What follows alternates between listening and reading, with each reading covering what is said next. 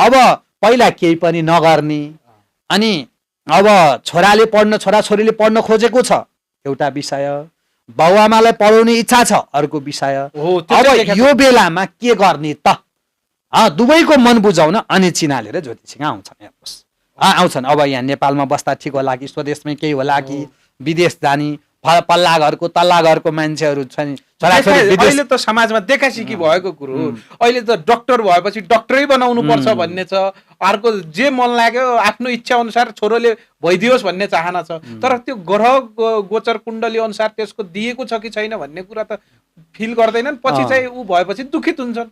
के छ भने उही ओल्ला घर पल्ला घरको बाहिर गइसक्यो, बाहिर गएर उसले त बुवा आमालाई पनि लिएर जान लागिसक्यो, खोइ हाम्रो त के पनि गर्दैन, लौ न गुरु।